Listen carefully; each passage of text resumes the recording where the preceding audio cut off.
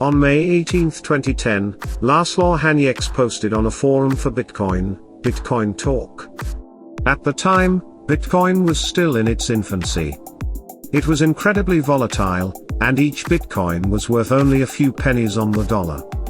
Hanieks' post was for 2 Papa John's pizzas that he said he would pay 10,000 Bitcoins for. This transaction would go down in internet history as the first time that Bitcoins were actually used to buy something. On May 22, Hanieks posted that someone had taken him up on the offer. At the time, he just thought it was cool that he could get pizza for seemingly nothing. Hanieks continued to buy pizza with Bitcoins until the summer when he ran out of Bitcoins.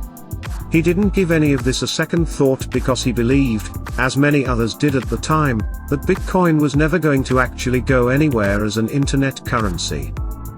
For the next few years, it seemed that what everyone thought about Bitcoin was true. But in 2013, investors and speculators became interested in Bitcoin and began to trade it on a much larger scale. Soon, the value of Bitcoin began to skyrocket as it became a popular commodity. In the coming months, one Bitcoin went from being valued at a few pennies to $1,200. It finally settled between $500 and $700. If Hanieks had spent 10,000 Bitcoins in mid-2014 on 2 pizzas, they would have been worth around $5 million.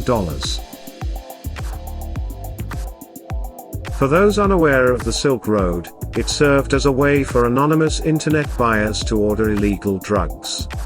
Named after the famed trade route between Europe and the Orient, it operated clandestinely from its conception until it was taken down in 2013 after an intensive investigation by various government agencies.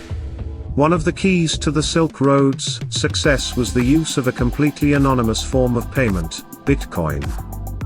Due to the nature of its operations, the Silk Road could only be accessed through the Tor anonymizing network. Once you entered the Silk Road, you could buy drugs from cocaine to LSD along with other items like fake IDs, stolen credit card numbers, and hacking tools. Law enforcement couldn't penetrate the Silk Road because of its savvy users. The Tor network blocked out any digital identification, and the use of Bitcoins only led to certain IP addresses which provided little to no real information. To finally take down the seemingly invulnerable Silk Road, a multi-organization task force, dubbed Marco Polo after the famed explorer of the Silk Road, was created with the cooperation of the FBI, DHS, IRS, DEA, US Postal Service, and the Department of Alcohol, Firearms, and Tobacco. Their target was a mysterious figure known as the Dread Pirate Roberts, the founder and operator of the Silk Road. This was the first time that government agencies had become involved with such intricate digital technology, so they were mostly in the dark as to how they would deal with the Silk Road. They began by making a series of arrests of various sellers and gathered information bit by bit about the inner functioning of the organization.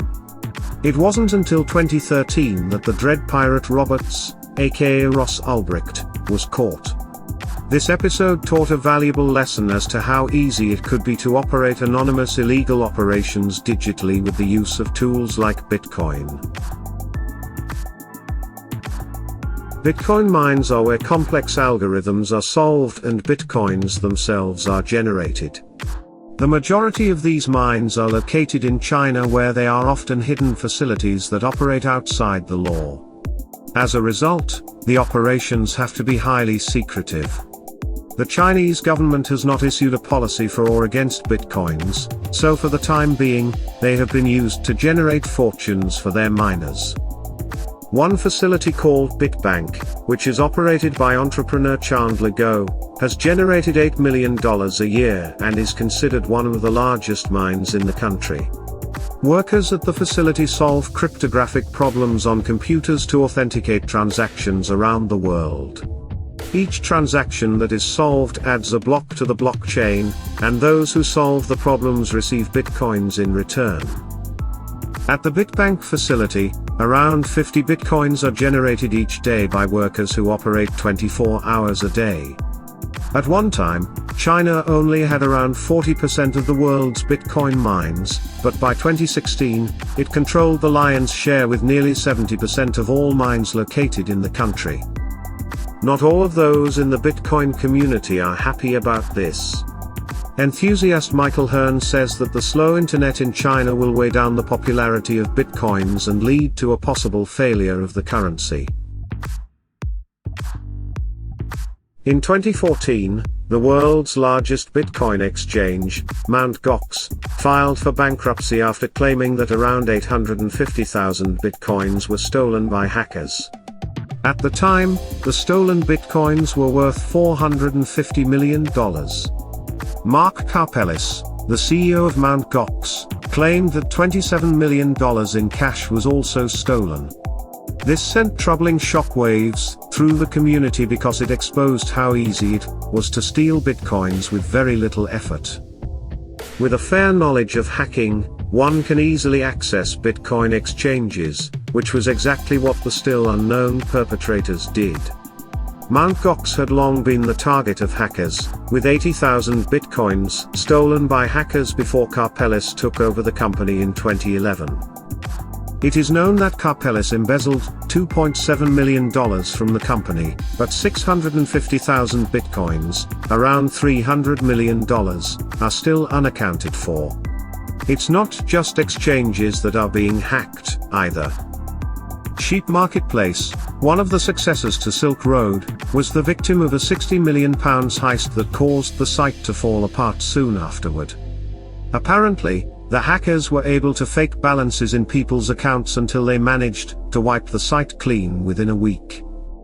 Since Bitcoins don't actually disappear, they have to be laundered in a different manner than actual currency. They are slowly tumbled down blockchains and mixed with other Bitcoins until all the stolen ones have disappeared. As the process can actually be tracked, many Sheep Marketplace users managed to find where their Bitcoins were being tumbled. In 2016, two men from Florida were found to have committed the heist, but by then, the value of their Bitcoins was only $6.6 million. In February 2016, Hollywood Presbyterian Medical Hospital was hacked and its system held for ransom. With its system being held by hackers, none of the operations could be moved forward.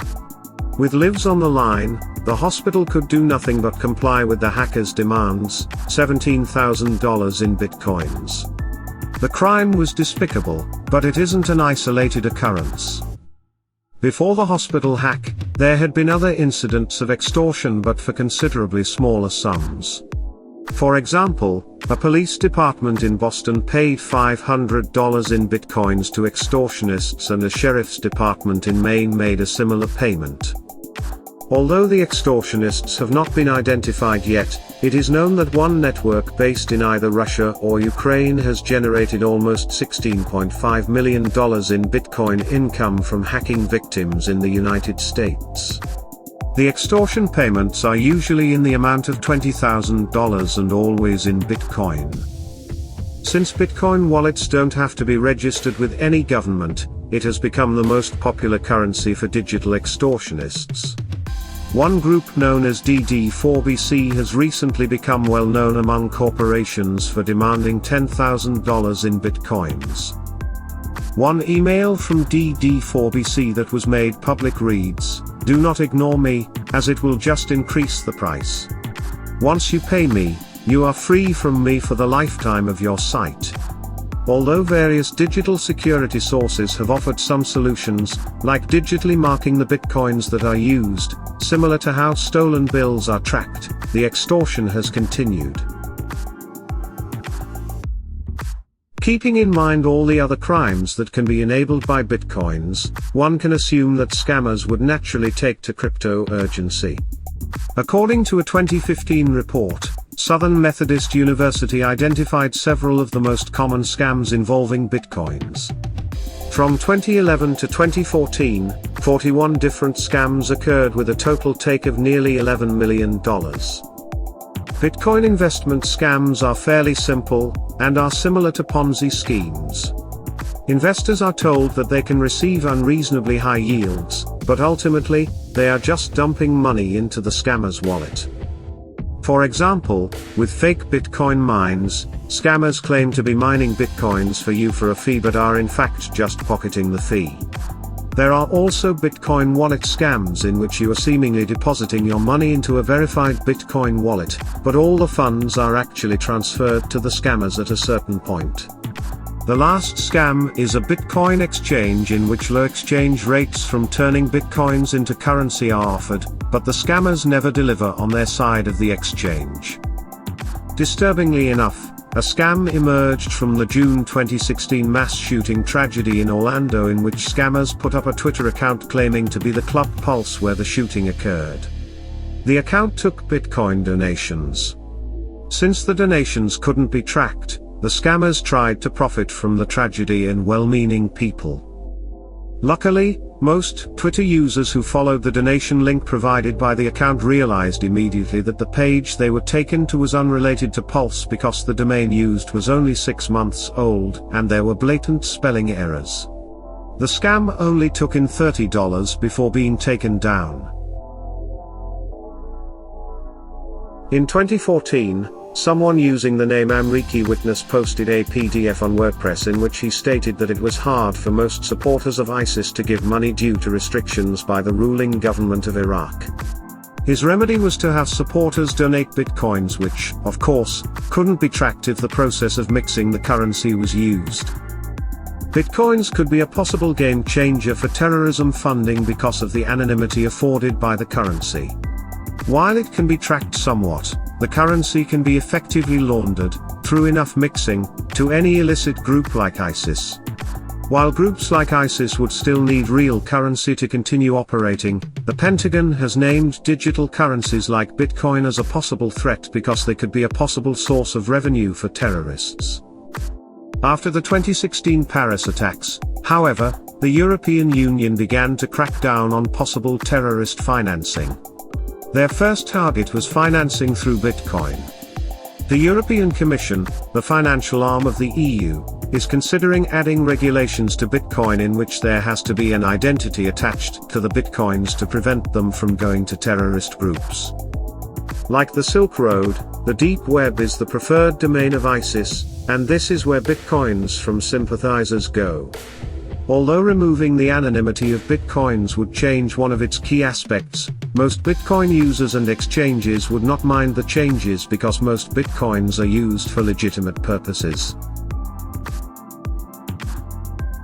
All that is known about the creator of Bitcoin is that he went by the name Satoshi Nakamoto.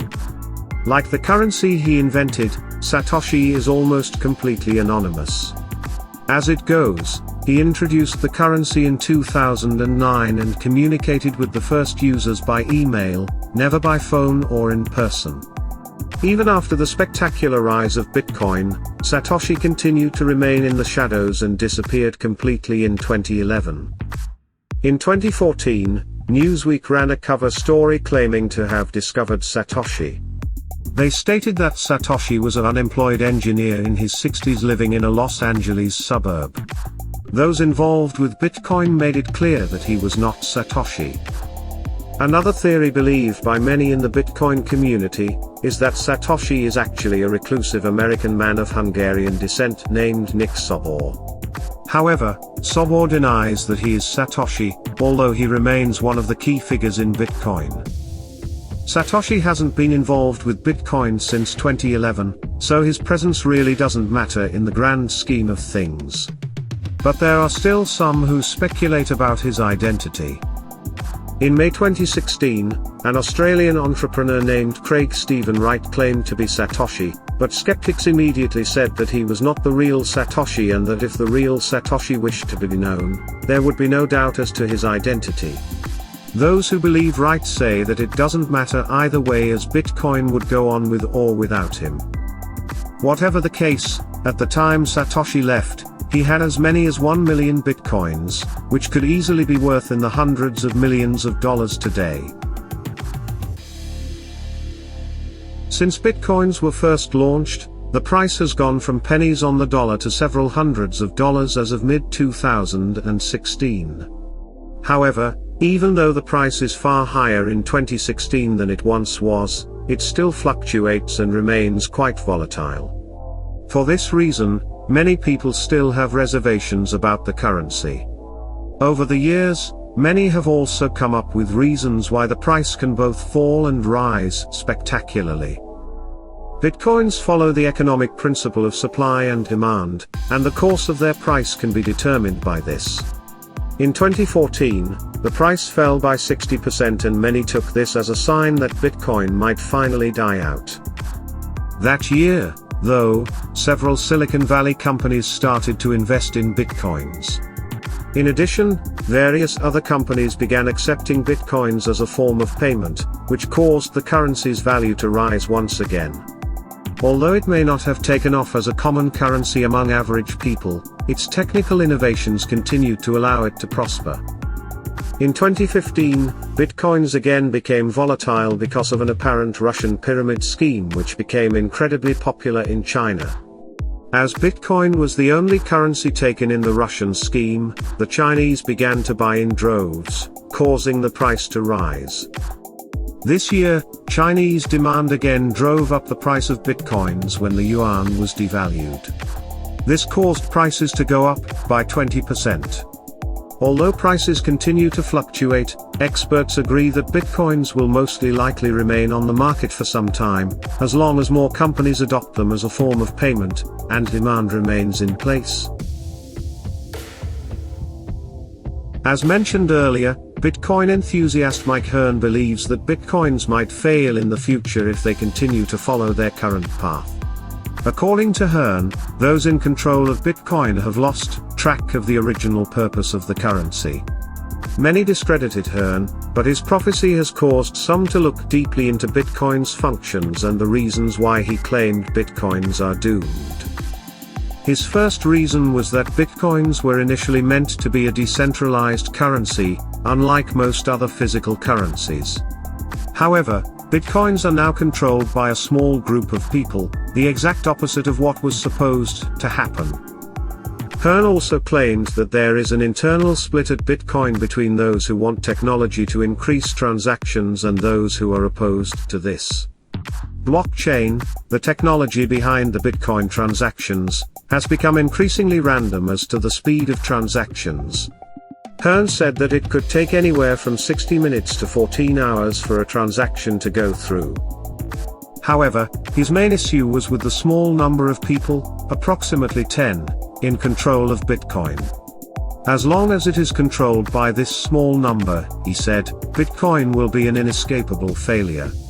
We don't know whether Hearn will be proved right, but as it stands, Bitcoin has become one of the most interesting phenomena of the internet age.